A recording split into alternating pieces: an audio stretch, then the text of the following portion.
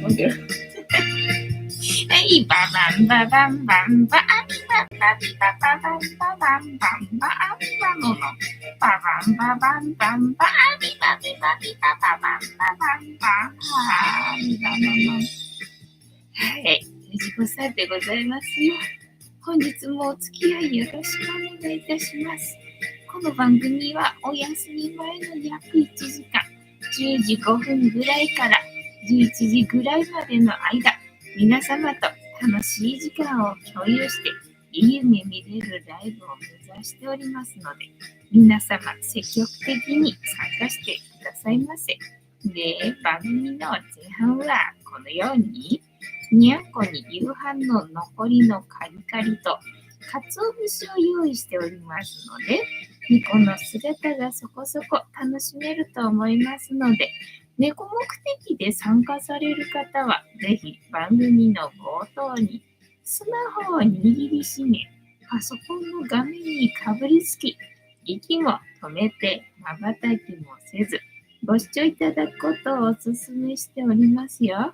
そしてそのままくたばらないようにご注意くださいませ。ちゃんとチャンネル登録とグッドボタンを押してスパチャを投げてからくたばるようにしてくださいね。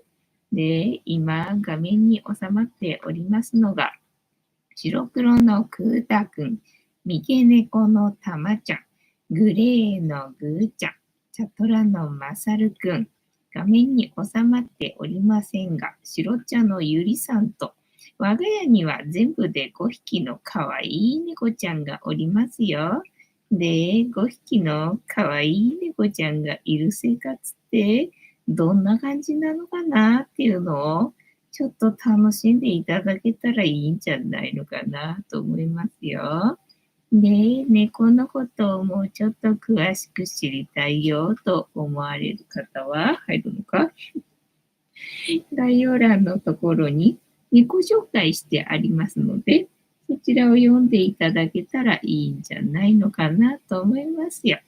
で、同じく概要欄のところに Amazon のウィッシュリストのリンクが貼ってありますので、そちらからチュールをポチッとご購入いただければ、我が家に届く便利なシステムとなっておりますので、にゃんこにチュールあげようかなと思われる方は、そんな便利なシステムをご利用いただくことをお勧めしております。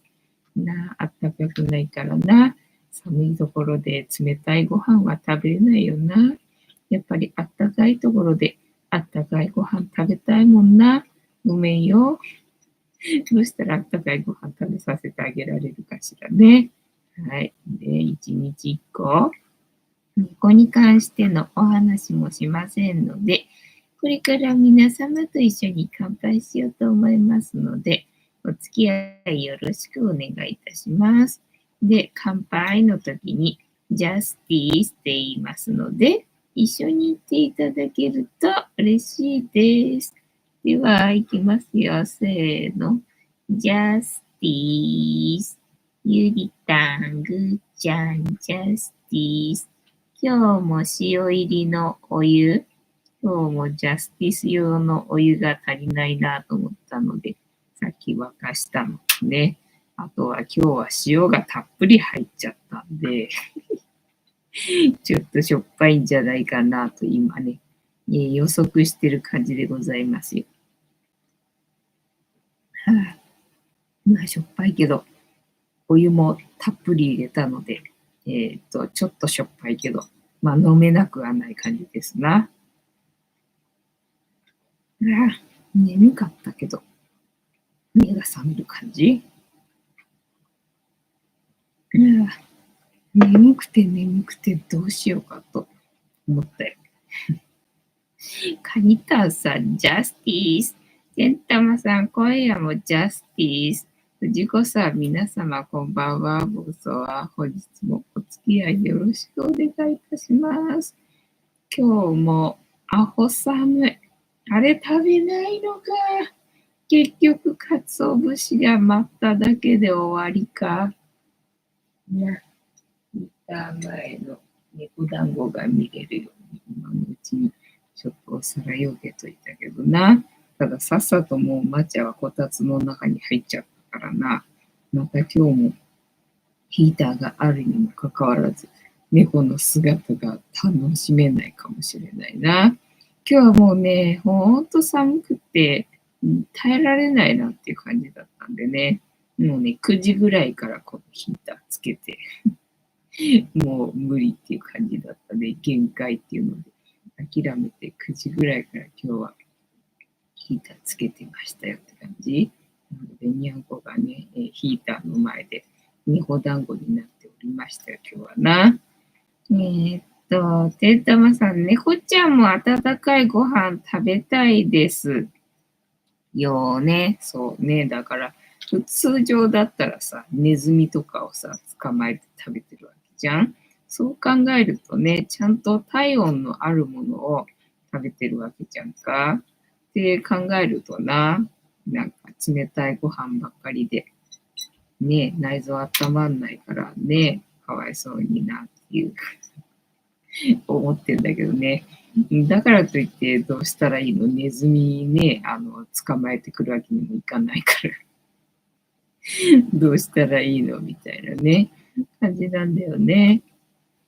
で、今日も寒くて、今日はね、だから昨日、発送作業をね、しなかったんで、今日はもう朝から行くぞとね、思って、今日は朝から郵便局、どこコンビニに行って、発送をしてきたよっていう感じ。で、その途中でね、コンビニに行ってメルカリの商品、送って、で、その後は郵便局に行って民年の商品を送るつもりだったんだけど、その途中でね、ドラッグストアがあるんだよね。で寒いからさ、でね、ルーレット、松清系のね、お店なので、松清のアプリのルーレットを回すとさ、大概まあ10%オフのね、クーポンが出てくるんだけど、今日も外れてさ、このルーレットほんと当たんないのよね。かわす気あるみたいな感じのね、ルーレットなんだけどさ、それをね、また外れたんで、だから30%引きの商品がなかったら今日は買わんぞと思ってたら、今日はなんとにゃんこのカリカリが30%オフになってたんでね、じゃあこれ買うかと思ってさ、もうその割引の商品にはね、クーポン使えないからさ、クーポンないときはその割引の商品っていうのを持ってんだけど、今日はニャコンのカリカリだったんで、これを買えってことかと思って、それを買ってな、それから郵便局に行って、でね、雪だからさ、雪というか、なんて言うんだろうな、みぞれというか、氷というか、が地面にね、びちゃびちゃな状態なんでさ、まあ雨はちょこっと降ってたんだけど、まあ傘ささなくても可愛いな。大丈夫かなっていう感じだったんでね、ポケットに、これ、北海道入れてな。で、こう、手突っ込んで、でね、傘させないよ、寒くてと思って。ごめんね、ゆりたん。まださ、今日乾いてないんだよね。おねしょシーツ。おねしょシーツ乾いてないんで、まだこたつの上にかけてないわけよ。だからここにされるとね、困るんだな、ゆりたんな。ゆりたん、私がいるとね、私の上に乗りたがるんだよね。で、私の上に乗るとさ、おしっこしちゃうんです。やめてくださるよ。思いっきりそんな格好をしていますが、今。思いっきりしそうな格好をしておりますが、ちょっとやめてくださるって感じね。いつもみたいに丸くなって寝てるだけならいいんですけどね。余計なことはしないでくださいますか。乾いてないんだもん。昨日もね、干してたんだけど、全然乾かなくて。で、部屋干しに変えたんだけど、まだ乾いてなくてね、びっちょびちょだったんで、これはダメだなと思って。で、まあ夜寝る前までになんとか乾いてくれればと思って、今まだ干してるんだけどね、絶賛干し中なんだけどさ。なので、ちょっとまだ待って。まだやめてくださいみたいな。北海道別に細いわけじゃない。私がね、強く握りしめてるからね、ほら。ちゃんと、ちゃんとちっちゃい北海道だけどさ、私がもう寒くてギューって握りしめてるからね、なんか細くなってるみたいだけどさ、普通のちっちゃい北海道でございますよ。あったかいご飯食べたい。ケンタマさん、猫ちゃん用の温かいご飯というと何でしょうね。だからまあ、猫まんま玄米ご飯にね、なんか混ぜてやって、で、それ食べてくれるんだったらいいんだろうけどって感じなんだけどさ、調理しちゃったもんってにゃんこ食べないんだよね。まあ、だからといってさ、生の魚とか、生の、肉とかって、なんだっけ、アニサキスとか、なんだったっけ、その辺ってどうなんだろうと思って、おそらくね、野生でネズミ食って平気なんだから、平気なんじゃないかと思うんだけど、ただネットで調べるとダメとかって書かれてるからさ、まあその情報を鵜呑みにするのかどうするのかっていうところのせめぎ合いで今のところまだね、生の肉には挑戦してない感じなんだよね。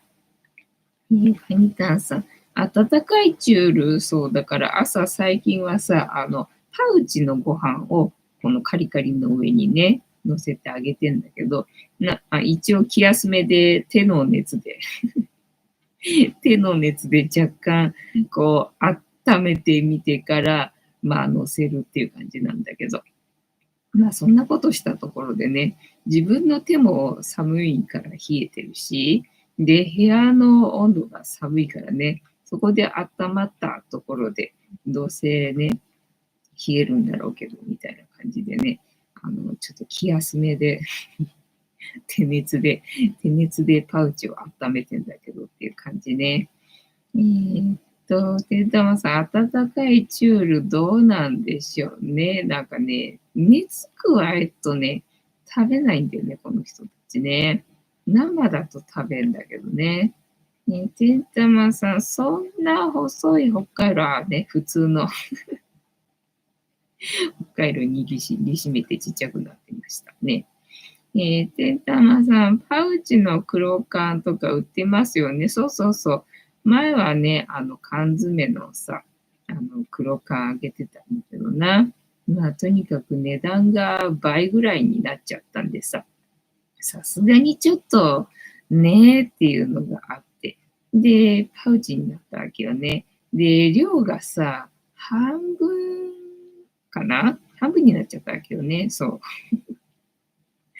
だからもう、まちゃんなんかは、朝の缶詰を楽しみに一日生きてる感じの猫なのにさ、それの楽しみすらなくなっちゃってな、もう半分になっちゃって、まあ、かわいそうにっていうね、感じなんだよねっていうね、状態ですよ。で、あと何だったっけそう、大丈夫ですかね。発送作業して、で、買い物も無事して、で、まあ、スーパー一応寄ったんだけどね、一応寄ったんだけど、まあ、納豆が30%引きのシール貼られてるとかね、何かしら野菜30%引きのシール貼られたりとかしたらね、何かしら買おうかしらと思ったんだけどね、何にもなかったんだよね。で、その前にね、スーパー入った時に、何にもないって言いながら帰ってくる人がいたわけよ。なんだ、何にもないって言って思いながら、私も入ったんだけどさ、何もねえなと思って、私もな、スーパー出たんだけど、みたいな感じでね、シール貼られてるものが何もなかった日よね。で、今日はまあ寒いけど、一応さ、火曜日だからさ、農協行ったわけよね。一応行ったけどね、いつものな、菊芋な、500円の菊芋だけしか置いてなくて、だから多分菊芋を持ってきてる人が、お花を持ってきてるのかなって思うんだけどさ、お花だけはあるわけよ。お花だけはしっかりね、置いてあるのね。で、食べ物の方がね、さすがに雪だからね、昨日、今日と、ね、足元悪いから畑とかもね、掘り起こしたりとかしないだろうから、まあ今日はないかなと思いつつね、まあもしあったらと思ってさ、一応行ったらさ、案の定なくて、まあ菊芋はあるんだけどさ、っていう感じなんだよね。で、結局今日も何も買わなかったんで、じゃあスーパーでなんか野菜でもね、30%引きになったらなんか買うかなと思ったけど何もなかったんだよね。で、今日はまだね、この前買った巨大大根の残り4分の1が、あるんで、それを使って、今日も大根の味噌汁にして、今日もお昼と夜で卵を1個ずつ落として、食べましたとさ、食べましたとさっていうね、ご報告でございますよ。で、あとは、今日はね、昨日作ったね、チビフニータとフニャータの、仕上げというか、昨日は顔を作ったところだったんでね、今日は周りミシン掛けして、で、切り込み入れて、でひっくり返して、だからあとは綿を入れて閉じれば、完了みたいなところまでやってね。あとまあ綿入れちゃうとさ、今度は保管する場所をね、確保しなきゃならなくなるんで、まだ綿は入れずにね、今日は終了しましたっていうね、感じでございました。パウチの黒乾燥。最近ね、なんかパウチばっかりになっちゃったんだよね。でもうち5匹だからさ、5匹なんでね、普通の缶詰がちょうどいい感じだったんだよね。みんなで分けて食べるのにさ。でもね、よそっちは5匹も飼ってないだろうからね。多分缶詰がね、多いんだと思うんだよ。残るんだと思うんだよね。前確かにうちもさ、猫1匹で飼ってた時はさ、でっかい缶はな、残っちゃうからなっていう感じで、で、冷蔵庫をね、買った時はさ、残り冷蔵庫に入れたりとかするんだけど、そうするとほら、冷たくなっちゃうじゃんか、さらに。だからそれがちょっとね、なんていうふうに思って、なかなか大きい缶詰は買いづらかったんだけど、今逆に5匹なんであれがちょうどいいんだけどさ、もうね、高くなっちゃって、缶詰が高くなっちゃってね、もうパウチは量が半分だけど、せいぜいそれ買うぐらいしかできなくてよ、みたいなね、感じで、本当ににゃんこに申し訳ないっていう感じでございますよ。カニタンさん。オートミールと米粉のスコーンを焼いてるな。へえ、そうなんだ。美味しそうだね。いいな。もう部屋が寒いから、何もする気にならなくてな。食欲だけはあるんだけど、とにかく寒くて、そういうなんかね、作業がしんどいわけよね。てんたまさん。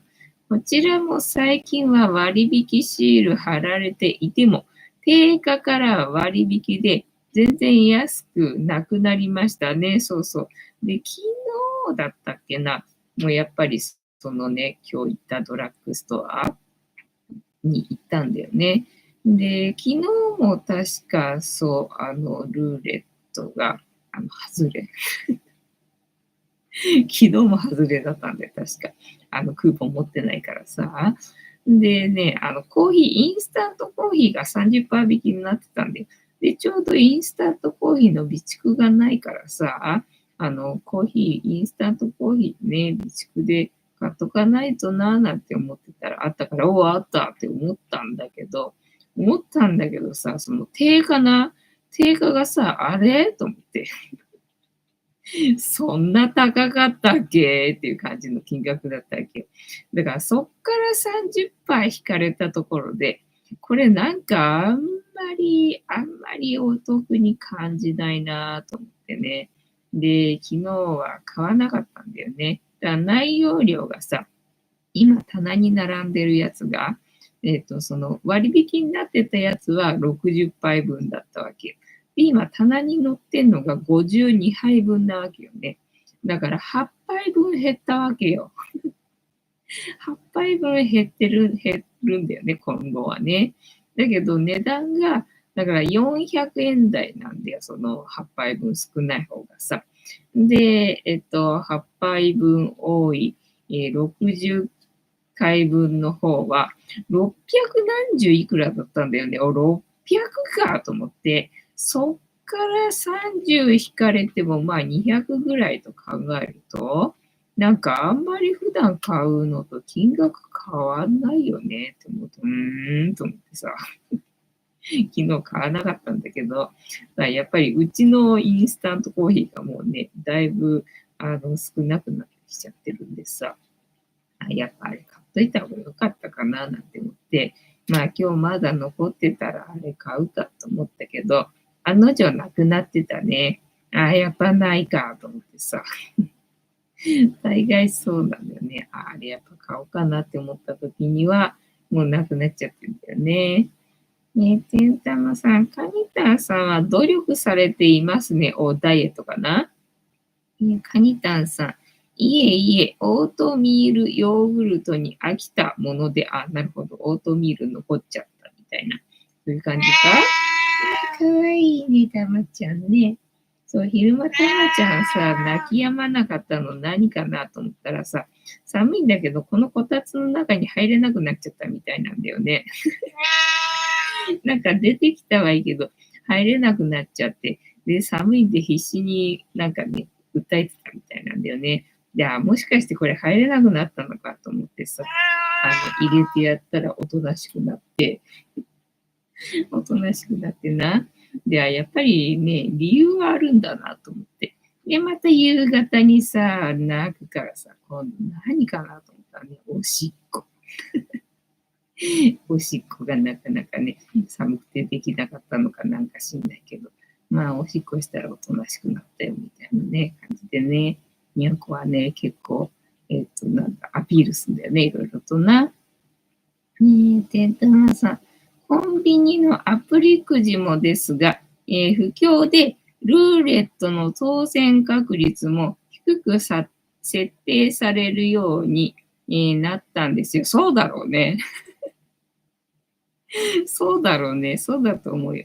あと、クーポンもさ、杉薬局のクーポンもさ、前は大概15%引きのクーポンあったわけよね。まあ、最近また復活してきてたりとかして、大概15%引きのね、クーポンは入ってたりとかするんだけど、時々なくなるわけよね。で、今日なんかもなかったかな。前は必ずあったけどと思うんだけどさ、最近時々なくなるんだよね。だからあれと思ってね、その買いたいなって思ってる時にさ、ないとさ、ってなるし、じゃあいけないなっていう風になるしな。そうなんで、ルーレットもさ、だから前は5回弾けたのが、なんか3回になったりとかさ、なんかそういうのもね、いろいろと解約されてるよな。まあね、しょうがないんだろうけど、しょうがないんだろうけどさ、全然意味なくねっていう感じをね、本当にお客さん、来てもらおうとしてるみたいなね、意味あるそれみたいな感じね。てんたまさん、たまちゃん、ショート動画で泣いてましたね。そう。で、カメラ向けるとさ、泣き止むんでさ、カメラ向けると泣き止むんでさ、カメラ向けてみたんだけど、まあ、たまちゃんは泣き止まないから、かわいいな。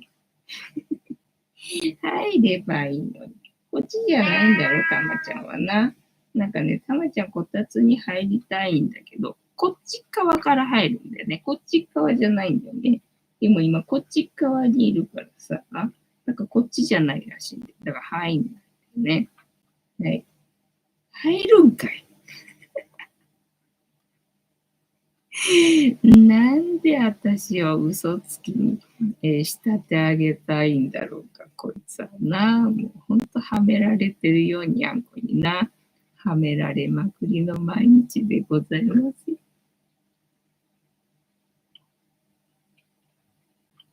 しょっか。だからさ、冷凍のバナナがさ、ね、なかなか消費されないんで、一昨日かなんかはね、でもね、フルーツが食べたい気がすると思って、また久しぶりにさ、バナナのな、スムージー作って飲んだけど、やっぱり寒くてね、地獄だった。やっぱダメだな、寒いよな、そりゃそうだよな、と思ってさ。だからあれをね、ケーキかなんかにすればいいんだろうけどって、いつも思ってんだけど、いつも思ってんだけども、どうもやる気がしなくてね、部屋が寒くて。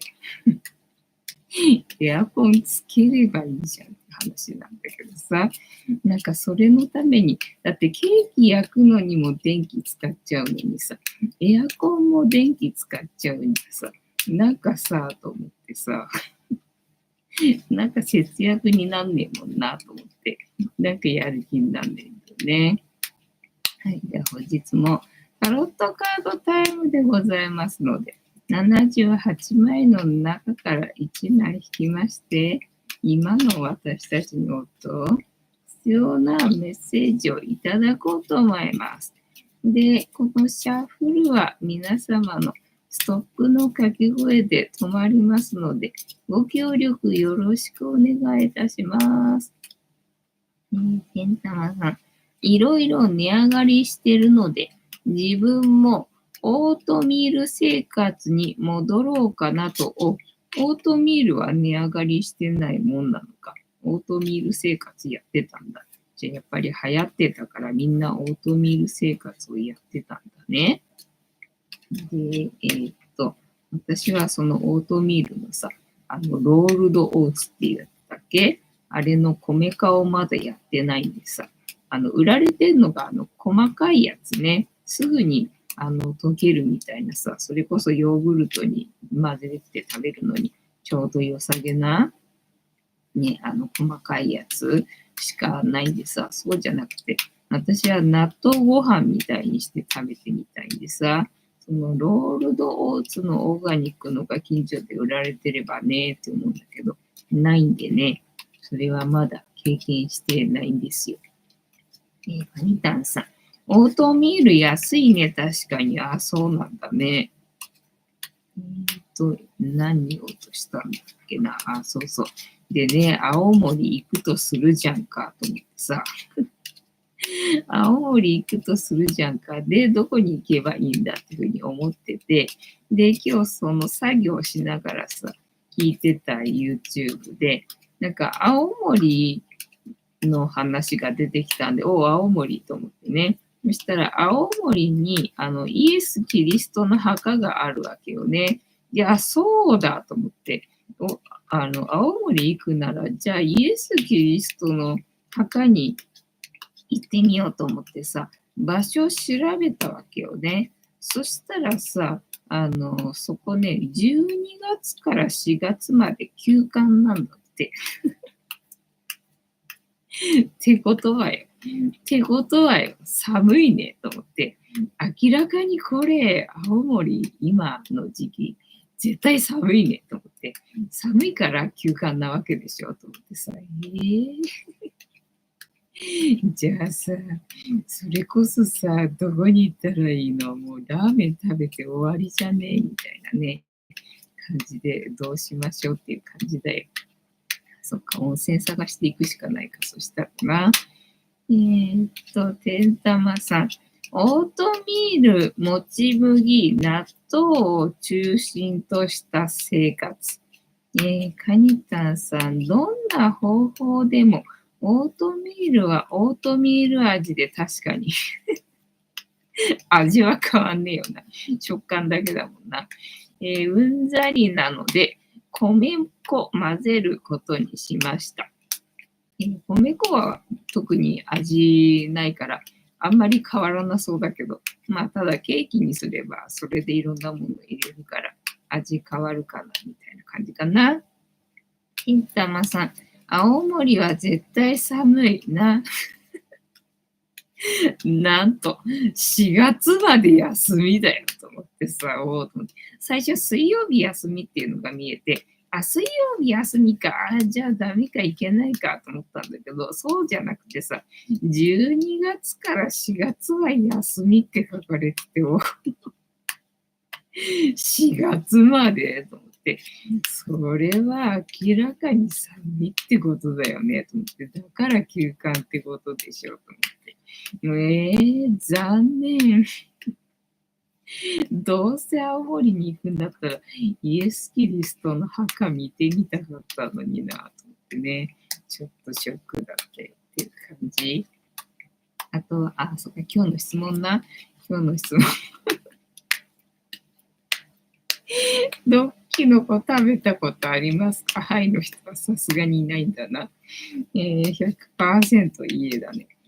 初めてじゃない 100% の答えが出る質問したのさ。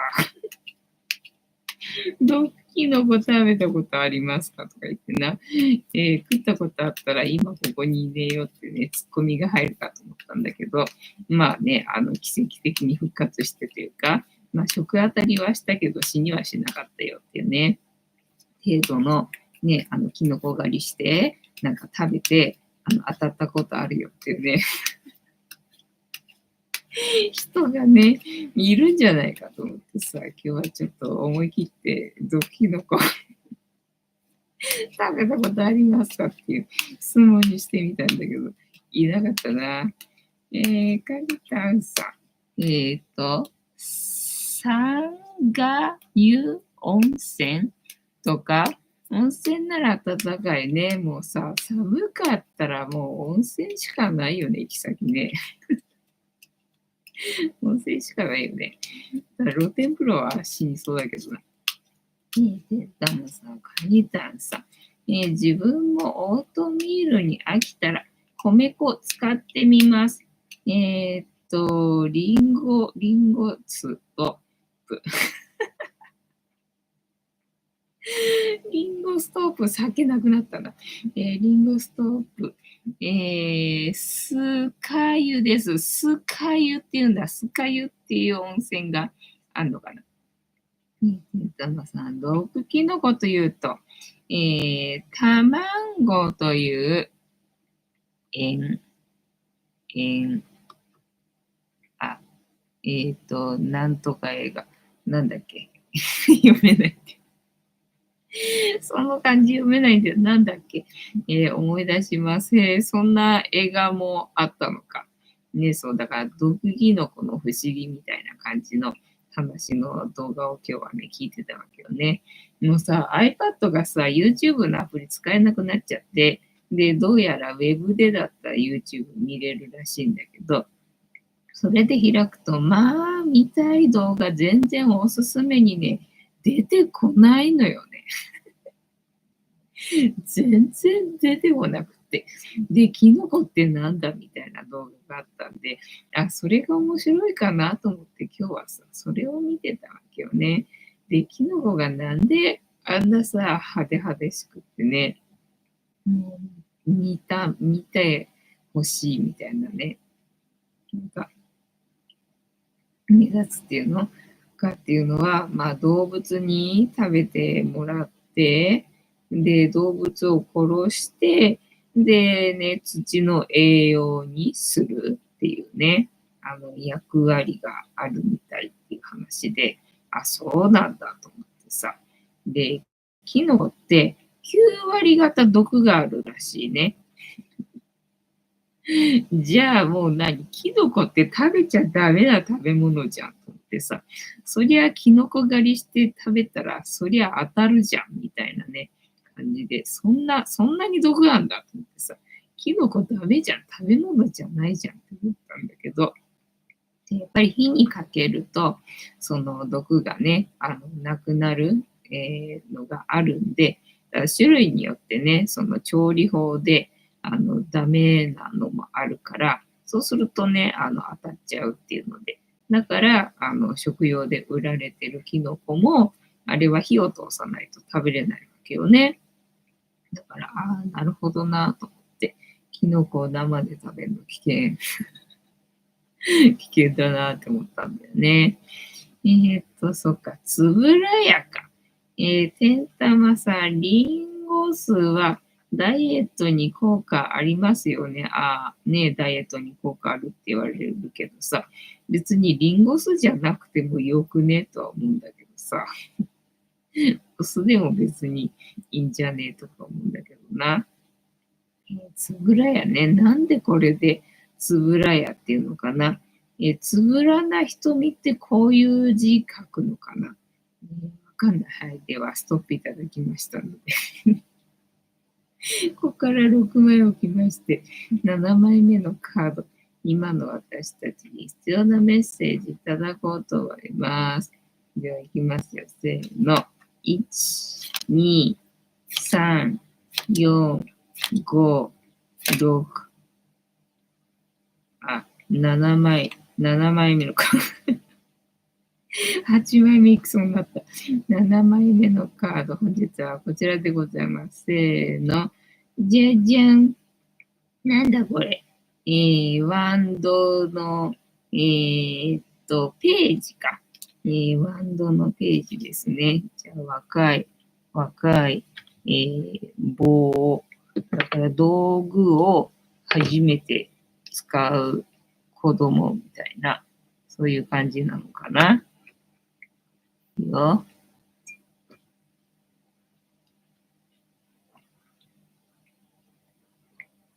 砂漠だね。そう、砂漠の話さっきしてた、そういえばさ。砂漠の話っていうの人間がいると、砂漠ができると。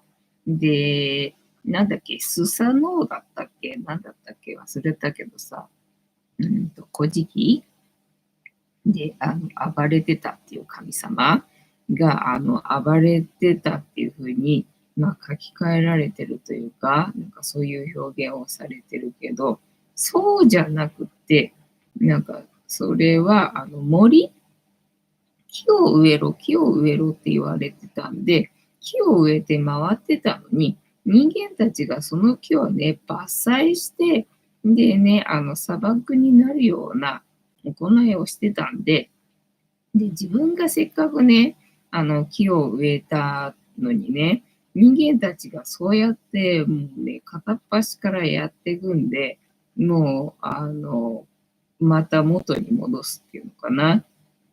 その森に戻すための、活動をするために人間が作ったものをなんか壊して回ってたらしいんだよね。なんか、あ、そうなのかと思って、切ねえな。切ねえなと思ってな。だからそっか、砂漠って人間がいることでできるんだっていうのを初めて今日知りましたよ。ワンドのページ。ワンドのページ。ワンドページ。今日はどれにしようかな。これはどうかな。ワンドページの意味。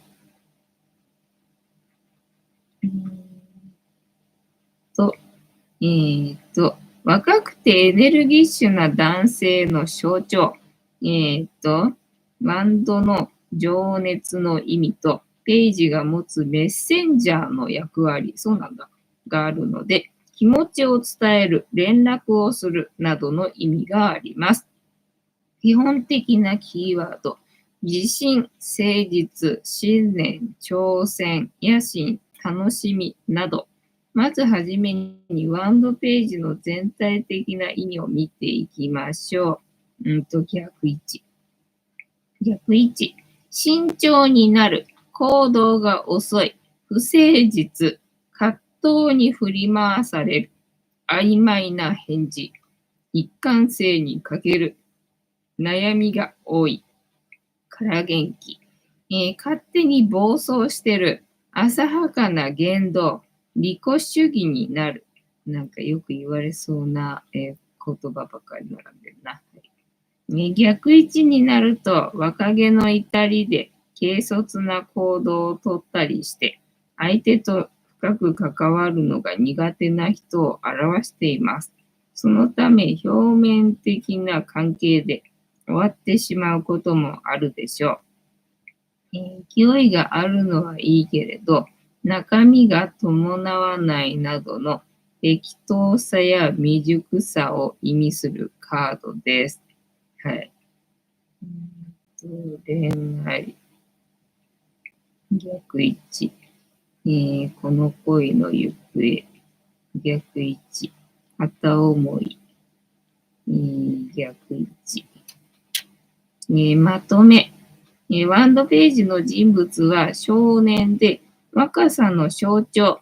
良い意味ではフレッシュだったり、元気なエネルギーがありますが、悪い意味になると、大人げない態度で人を困らせてしまうこともあります。正位置と逆位置の場合、解釈の違いに気をつけてリーディングしてください。はい。それで終わっちゃうのか。ちょっと待って。他のところで、もうちょっと、なんかないですか。キーワード、正位置、逆位置、悪いニュース、噂話、警告、衝動的、表面的、不安定、気まぐれ。なんかいっぱいありすぎるな、これな。人物像、当てにならない人、気まぐれな人、子供っぽい人、頼りない人、気の利かない人、自分勝手な人、礼儀知らずな人、育児で、目上の意見に耳を貸さない、小生意気な人、反抗的な人、未熟者、目立ちたがる人、共栄心がある人、疑わしい相手、正位置での意味、逆位置での意味、長いな、これな。長い。まとめないかな。ポイント、ワンドページは若々しい姿。時には少年、少女などの若者を示す。短いパンツとストッキングのあるルネサンス式のコート。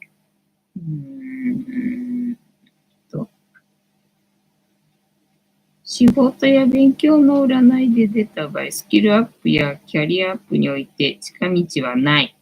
地道な努力を重ねて少しずつ進むしかない。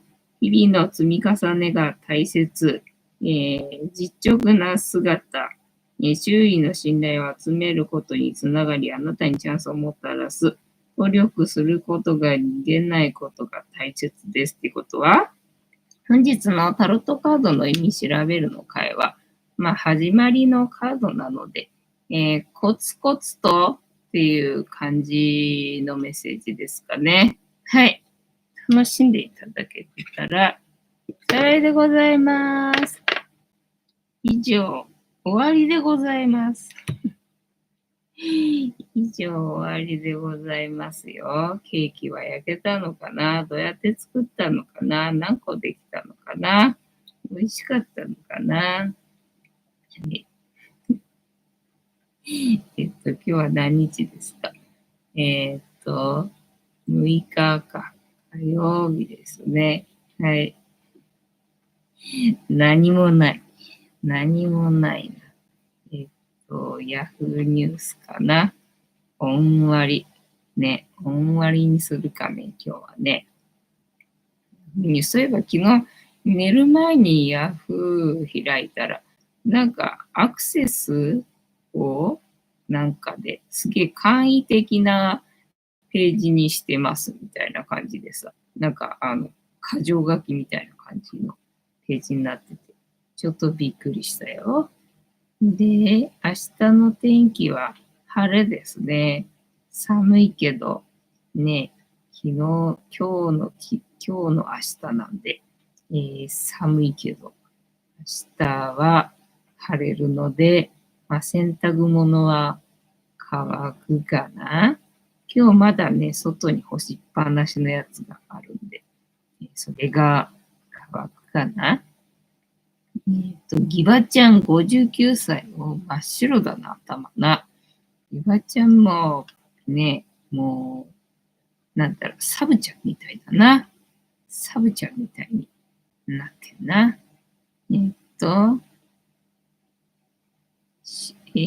輪島市朝市で、金沢で復活。なぜ起きた？東京で異例の雪と雷ね、そうだよね。だからさ、雪降ってんのになんで雷鳴ってんのと思ったんだけど、そういえばさ、雷だと思ってたんだけど、やっぱりね、雪がね、落っこってる音だったみたいなんだよね。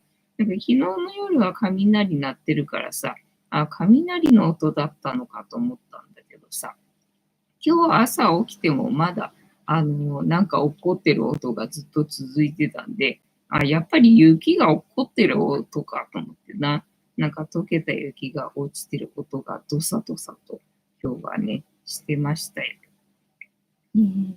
天玉さん、そうなんですよ、パソコンね。なんかアクセスが集中したのかなんだかわかんないけど、ね、何が起こったんだと思ったよな。びっくりしたよね。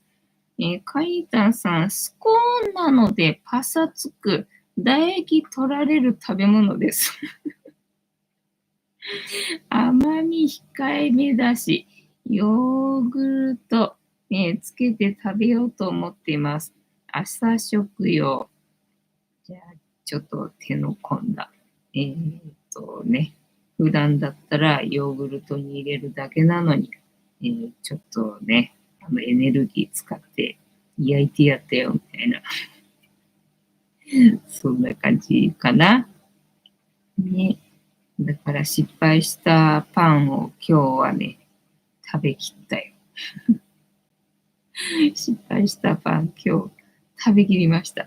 で、今日朝ね、ピーナッツパンが食べたかったんで、それにピーナッツをさ、塗ってみて、で、食べてみたけど、全然ピーナッツの味しなくて、もうその失敗したね、まるでバターかなんかがたっぷり入ってるかのような乳製品なんか全然使ってないのにさ、天然酵母のなんだ風味と味っていうのかな。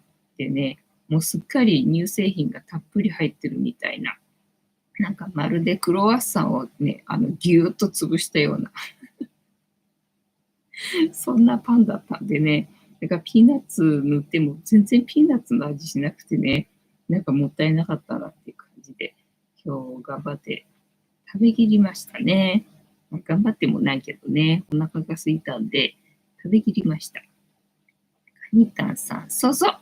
てんたまさん、ケンタッキーのスコーンは大好きなんですけどね。あ、なんかね、ケンタッキーのスコーン好きっていう人多いよね。私、多分、覚えがないから、食べたことないんじゃないのかなと思うんだよね。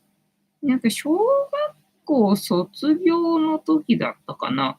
なんか、祝賀会みたいのがあって、その時にケンタッキーの箱があったんだよね。で、その時にケンタッキーって生まれて初めて食べたんだけど、で、そこに多分スコーン入ってたんじゃないかと思うんだけどね。なんか記憶にないんで、それは食べなかったのかもしれないんだよね。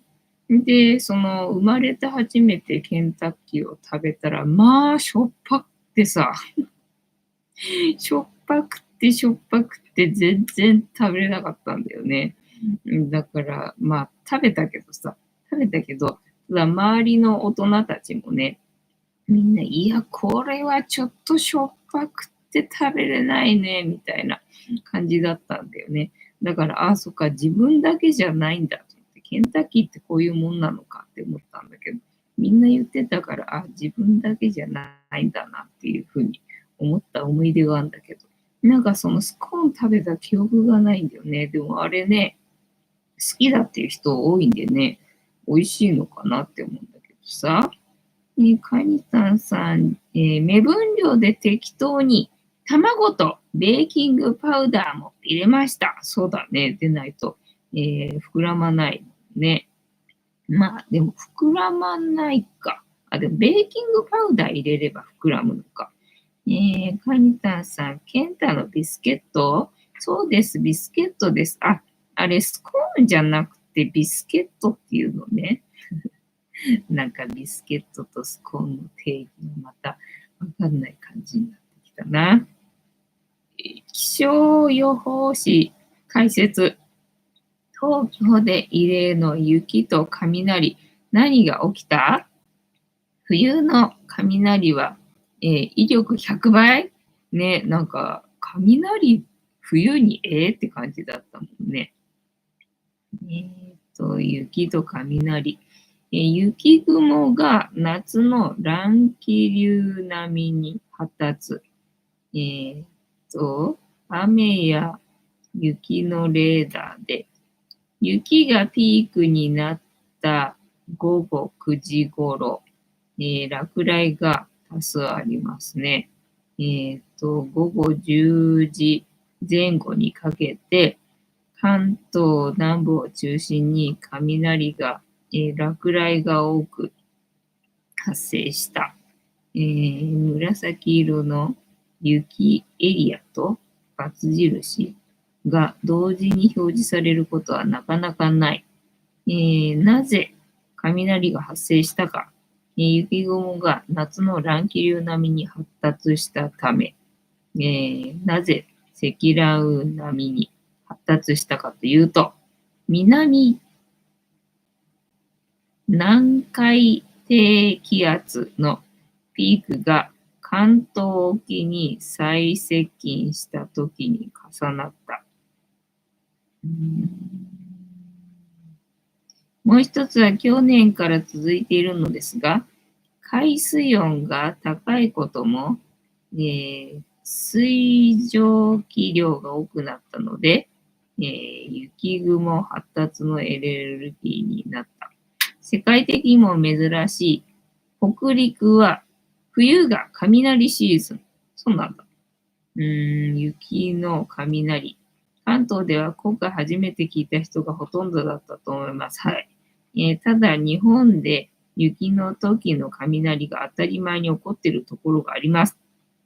こちらは東京と金沢の雷日数を月別にした。金沢と東京で比べるとよく違いがわかる。東京は夏で雷。金沢は雷日数がそもそも多い。上に冬が圧倒的に多い。そうなんだね。北陸は雷シーズンが、冬、今の時期になります。寒気が入ってきたときに雷が発生する。雷とともに雪やあられが降ります。そうだったんだ。それで雷のことを雪起こしと言ったりすることもあります。そりゃ知らんかったな。日本海側の雪の雷。実は夏よりも怖い。夏の雷と冬の雷。冬の雷の方が夏に比べて小さい。背の高さも低い。落雷の回数も冬の方が夏より少ない。背が低い。回数が少ないことが問題。背が低い。地面に近い。影響が大きい。回数が少ない。1回のエネルギーが集中してしまう。一発つらいと呼ばれたりして、夏の100倍以上にエネルギーが達する。過去にも飛行機事故が起きたり、火災が発生したり、冬の雷は侮れない。そういう一面があるわけですね。なんか、雪降ってる時に雷落ちたらさ、なんか感電するんじゃないかと思ってさ、大丈夫なのかいっていうふうに思ったけどな。卵とベーキングパウダー、ケンタのビスケット、タニタンさん、ゲリラ豪雪ね、なんか雷になってるし、雪降ってるし、みたいな感じだったけど、そういう現象はあるんだね。てんたまさん、威力100倍はロマンを感じますね。なんか感電すんじゃないかと思ってさ、ちょっとびっくりしたんだけどな。そういうことはあるらしいな、というわけで、本日も竹縄ではございますが、医療時間になってまいりましたので、そろそろお開きにさせていただきまして、調子が良ければ11時ぐらいまで毎日のようにやっておりますので、お時間お時はお付き合いいただけると嬉しいです。で、私の人生の目的は、私の笑顔で私とみんなを幸せにすることですので、チャンネル登録がまだの方はチャンネル登録とグッドボタンを押してスパッチャーを投げといていただけると私が笑顔になりますのでよろしくお願いいたします。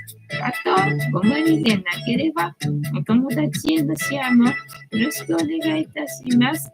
猫の姿が物足りなかったよって方食べてないのにこのチャンネルには猫の動画がいっぱいありますので、そちらを全部見といていただけたらいいんじゃないのかなと思いますよ。てなわけで本日もお付き合いありがとうございました。次回も見てくれるかな？はーい、いいとも。じゃんけんぽい。はい、いい夢見てね。バイなら。